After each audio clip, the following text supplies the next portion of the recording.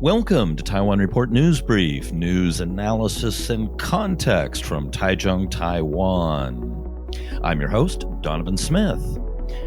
All right, Taoyuan residents on Saturday voted to recall DPP Taoyuan City Councilor Wang Hao-yu. He is the first councilor in a special municipality ever to be recalled. He was crushed. The final results of the recall in the Taoyuan City district of Zhongli showed 84,582 votes, or 92.23%, in favor of the recall, and 7,128, or 7.7%, against, with a total 28% turnout. To succeed, the recall needed at least a 25% turnout and a little over 80,000 votes, both of which they achieved, though not by huge margins. The number of people who turned out in support for Wang was quite low. Now, this is also the first of the so-called revenge recalls launched by supporters of recalled Kaohsiung Mayor Han Kuo-yu. The three councillors were targeted, all of them well known for their dislike of Han.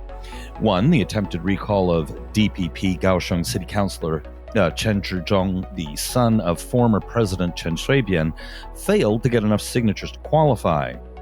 Another, the recall of independent Kaohsiung City Councilor Huang Jie, did get enough signatures, and her recall vote is coming up in February.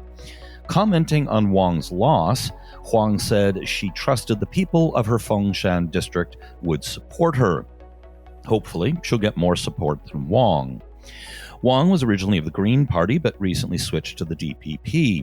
He had made enemies of the Han fans through his frequent attacks on Han online, though he also attacked the Taiwan People's Party and New Power Party, so he had a lot of enemies. There is now an effort to launch another recall against Taiwan State Building Party legislator Chen Bo-wei, also known as Sang-Q or 3Q, which of course sounds like thank you in English to Taiwanese ears. Taipei City Councilor, KMT school head, and potential mayoral candidate Luo Zhiqiang called it a bye-bye Sang-Q campaign. The bar to win a recall in Taiwan is very low, requiring only 25% of voters to approve and a majority vote. Considering that it is exceedingly rare that losing candidates get less than 25%, the main challenge is mobilizing to get the signatures to qualify and to get their partisan voters out to the polls.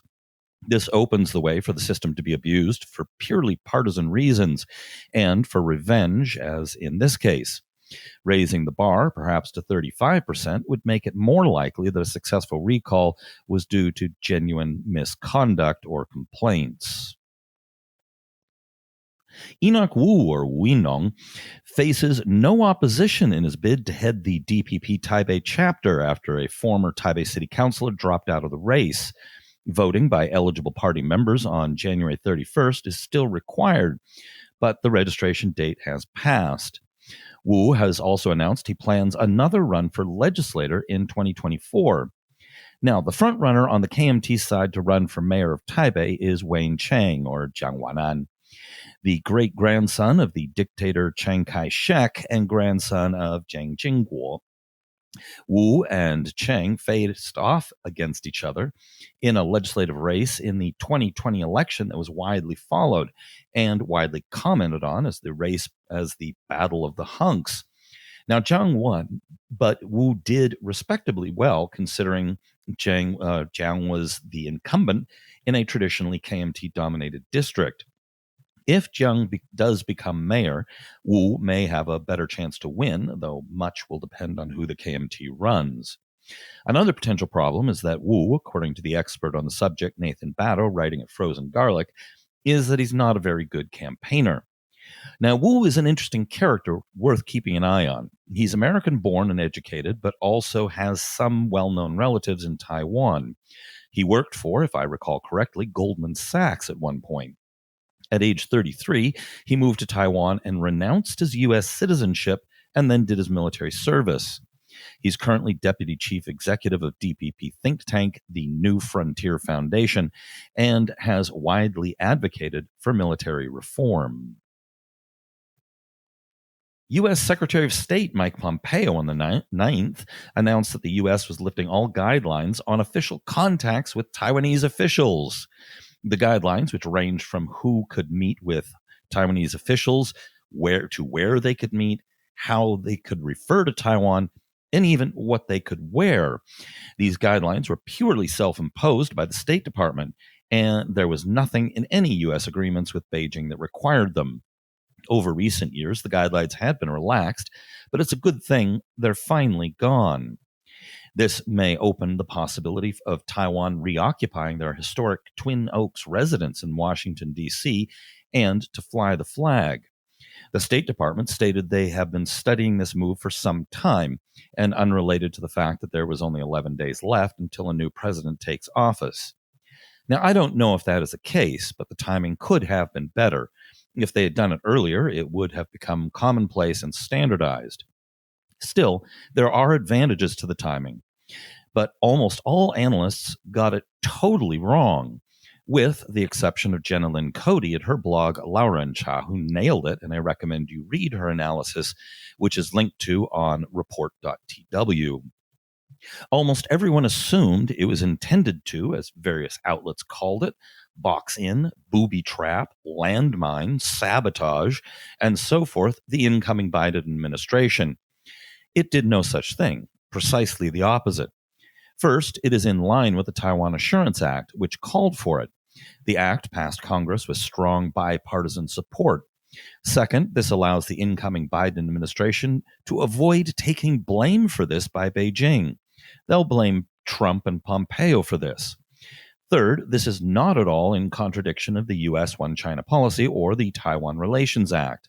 Far from being a trap, Biden's administration can make good on the Taiwan Assurance Act essentially scot-free.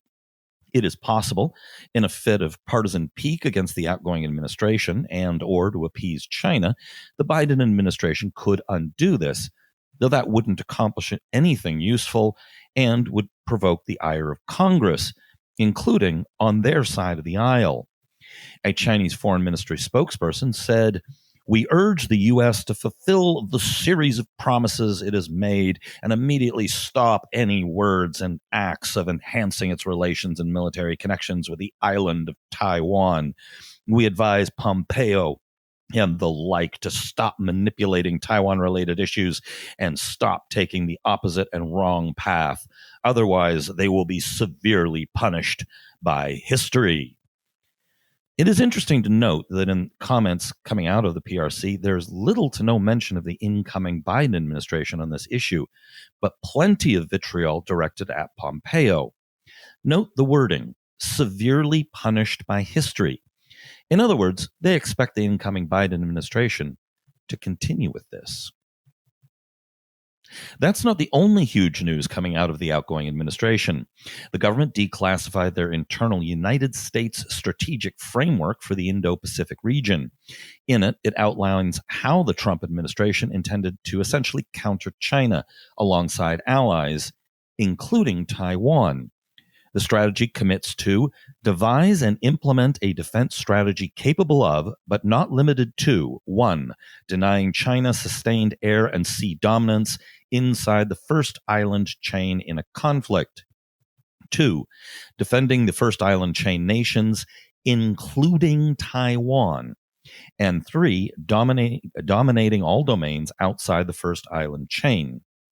It also said that the U.S. should enable Taiwan to develop an effective asymmetric defense strategy and capabilities that will help ensure its security, freedom from coercion, resilience, and ability to engage China on its own terms. Let me read part 2 again. Defending the first island chain nations, including Taiwan. Now, while defending could be interpreted as meaning various things, it is highly suggestive that the U.S. means in a military sense. It's interesting that the current administration declassified the framework. Clearly, they're hoping it will influence the decision-making of the incoming administration. While the incoming administration could well scrap this framework, it is worth noting they've been using similar, though not identical, Indo-Pacific language. The Biden administration has also picked Kurt Campbell as a newly created Indo-Pacific coordinator, which many have dubbed Asia's czar. This pick has been widely praised by pro-Taiwan commentators and people in the know, as he has clearly stated that the old China appeasement policies haven't worked, and he's very knowledgeable and interested in Taiwan. All right, that's it for the show. Be sure to hit like and subscribe, all that good stuff. And we beseech you, please become a patron of ours on Patreon and support us and keep this project going. This has been brought to you by the Taiwan Report.